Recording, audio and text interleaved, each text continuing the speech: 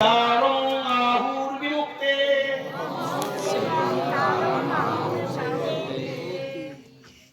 আনন্দ লাগছে না বলতে? আনন্দ লাগছে না? এর মধ্যে অমৃত আছে, এর মধ্যে কৃষ্ণ আছে, তো এর মধ্যে অক্ষরের মধ্যে কৃষ্ণ কি আছে, ওই জন্য আনন্দ পাচ্ছ। তোমার বাবা শিখিয়েছে কোনোদিন কথা? তোমার মা শিখিয়েছে? তোমার মেয়ে নয়? তোমার ছেলেরা যারা এলে মারা করে খাও, এই মারা করে খাও, শুধু বাড়ি ঢুকলেই হয়, যারা এলেই মারা করতে হয়। ওদের নাম কি বলে গো? কি জানি বলে ওরা? ওদের নাম কি? সব জানে, কিচ্ছু বলছে না, সব জানে, সব জানে। এদেরকে বলে আত্মীয় স্বজন। কাজে কি বলে গো? এলেই মানা। তাহলে ওরা ওরা এলে কি করতে হয়? ওরা এলে কি করতে হয়? মার্ডার করা মানে পূর্ণ ফল। ও বাপ! তাহলে তোমার আত্মীয়গুলো কত সুন্দর দেখো। তাহলে তোমার আত্মীয় তোমাকে কি সর্বনাশ করতে আসে? আজকে সাধুরা হরি কথা শুনিয়ে যে পাপগুলো করেছো সেইগুলো ডিলিট করে দিয়ে চলে গেল। হরি বল। তাহলে কে বন্ধু? তোমার আত্মীয় বন্ধু? তোমার বাবা বন্ধু? তো তোমার মা বন্ধু না, সাধু বন্ধু। হরে কৃষ্ণ। বুঝতে পারছো? এই জন্য সাধুর ঋণ জীবনে কোনোদিন শোধ করতে পারবে না। সেই সাধু সম্বন্ধে ঋষভদেব ভগবান বলছে মহৎ সেবম। বলো মহৎ সেবম।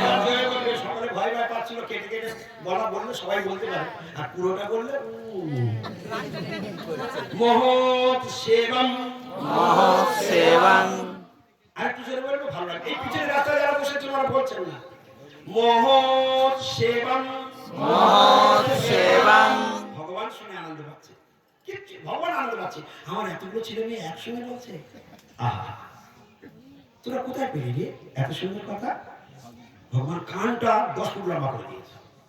কে 10 ফুট লম্বা করে দিয়েছে? 10 ফুট লম্বা করে দিয়েছে। বল বল বল, আর কি শুনি, বল বল বল। মহৎ সেবম। মহৎ সেবম। দারম। দারম। আহু। আহু।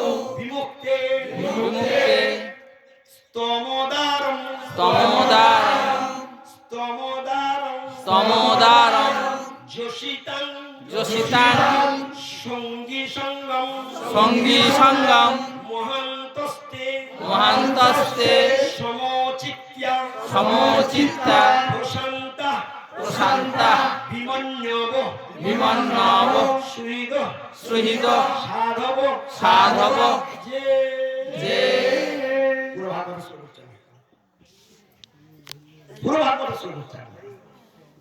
বোঝো বা না বোঝো, কার যা হওয়ার, কার যা হওয়ার হয়ে গেছে। কানে জল ঢুকলে যা হয়, কানে জল ঢুকলে যেমন যন্ত্রণা দেয়, অমৃত কানে ঢুকলে ওরকম মৃতকে বাঁচিয়ে দেয়।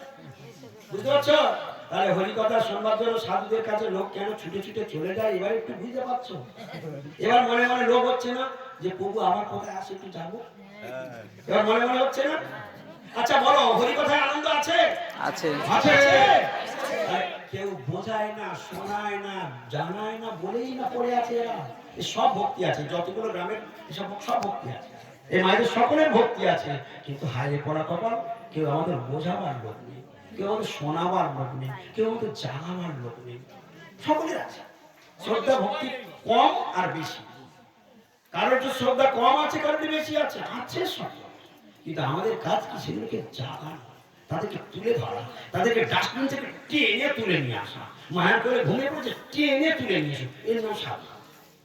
ঘুম ভাঙিয়ে দেবে, ঘুম ছুটিয়ে দেবে সাধুর পাল্লায় পড়ে। যার সাধুর পাল্লায় পড়বে তোমার ঘুম ছুটিয়ে দেবে, আর সেই সাধু সঙ্গ তুমি ছাড়তে পারবে না। মহৎ সেবা। মহৎ সেবা। মহৎ সেবা কত সুন্দর। মহৎ সেবা বলো। মহৎ সেবা। মহৎ সেবা মানে কি?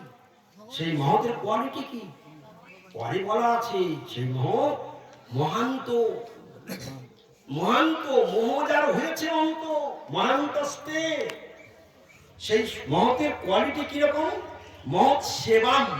যদি তুমি মহৎ ব্যক্তির সেবা করো, মহৎ সেবাম, যদি তুমি কোনোদিন কোনো ভাগ্যে মহতের সেবা করতে পারো, দারম আহুর বিমুক্তে। তোমার মুক্তির দরজা খুলে যাবে।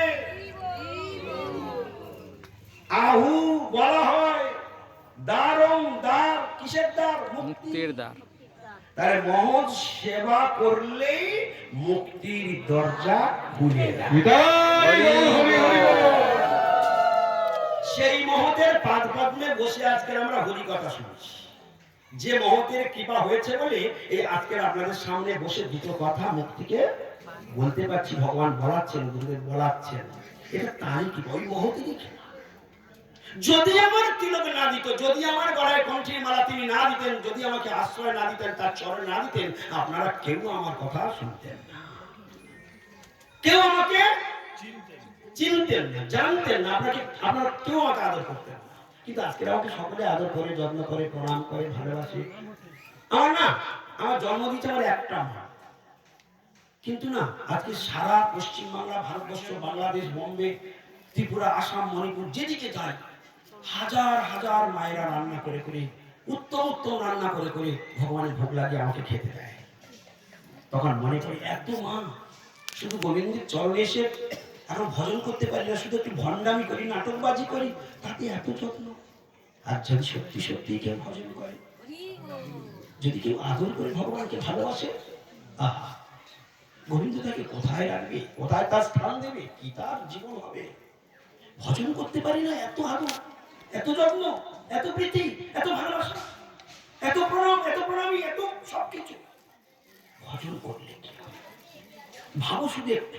আর ভগবান এতটাই কৃতজ্ঞ, এতটাই দয়ালু, এতটাই দয়ালু, ওনার এমন স্বভাব, কৃষ্ণের এমন স্বভাব, আগ বাড়িয়ে দয়া, আগ বাড়িয়ে দয়া করে। বুঝো, যেমন অনেক সময় ভালো করে শুনবে মন দিয়ে, অনেকের স্বভাব আছে না, না চাইলো নাক গলিয়ে দেয়, যে কোনো কথার মধ্যে না, এরকম স্বভাব আছে না? না চাইতেও সব কথার মধ্যে নাক গলিয়ে দেয়, তার বলবার কোনো প্রয়োজন তোর নাক গলিয়ে। এই স্বভাব গোবিন্দের এরকম স্বভাব, গোবিন্দের এরকম স্বভাব। কিরকম স্বভাব জানো? আগ বাড়িয়ে দেয়। বুঝতে পেরেছো আমার কথার মর্মটা কিছু? কিরকম দয়া? শুধু যেন কেউ একটু যেন কিছু ওরা দিকে শুধু একবার তাকাও না, দয়া করবার জন্য মুখে। এই আমার বলি, এত ভালো, এত ভালো কোথায় পাবে বলো? এত ভালো তুমি কোথায় পাবে? আগ বাড়িয়ে দয়া। তুমি শুধু একটু ভালোবেসে দেখো না, ভগবান বলছে না, তুমি না যদি আমার একটু ভালোবাসো না, আমাকে একটু যদি আদর করো না, আমি চিরকালের জন্য তোমার হয়ে যাবো। তোমাকে ছেড়ে আমি কোথাও যাবো না। তুমি তো, তোমার তো মূর্খ, তোমার যাকে ভালোবাসো সে তোমার আঘাত দেয়, কষ্ট দেয়, তোমাকে ছেড়ে চলে যাবে। কিন্তু আমাকে একবার ভালোবেসে দেখো, আমি জীবনে তোমাকে আর ছাড়বো না। পুতনা বিষ নিয়ে আসলো, মারবার জন্য আসলো। ওহো বকি জনস্তন কায়কটং জিঘংসায় অপায়ত বিরহন্তি লিবেগতিম ধাত্রী উচিতং তত অন্য কংবা দয়ালু শরণং ব্রজ। কি সুন্দর কথা উদ্ধবজি বলছেন। ওহো বকি, ওহো মানে আহা, কি কি বলে, কি বলে বর্ণন করবো? ওহো বকি, বকি মানে বকাসুরের বোন, পুতনার আরেক নাম বকি। ওহো বকি, আহা, যখন বকাসুরের বোন বকি পুতনা যখন স্তন কারকুটম, যখন স্তরে কানকুর বিষ্মাকে নিয়ে অবমতিতম স্তন কারকুটম জিজ্ঞাসা, কি করতে এসেছিল? ওর উদ্দেশ্য কি ছিল? জিজ্ঞাসা। ওর উদ্দেশ্য ছিল জিজ্ঞাসা। জিজ্ঞাসা শব্দের অর্থ হলো হত্যা করবার ইচ্ছা। জিজ্ঞাসা মানে কি? হত্যা করবার ইচ্ছা। স্যার পুতনা গোকুলে প্রবেশ করেছিল নন্দ মহারাজের বাড়িতে, মা যশোদার সন্তানের কাছে পৌঁছেছিল, তার উদ্দেশ্যটা কি ছিল? হত্যা করা। ওর জন্য কি প্রাণ কষেছিল? লুকিয়ে স্তনে কানকুর বিষ মাখিয়ে এসেছে। যং স্তন কালকুটম, যং স্তন কালকুটম জিঘাংসয়া, হত্যা করবার মানসিকতা নিয়ে, অপায়তপি, এবং সেই স্তন পান করিয়েও, অপায় প্রাণ করিয়েও,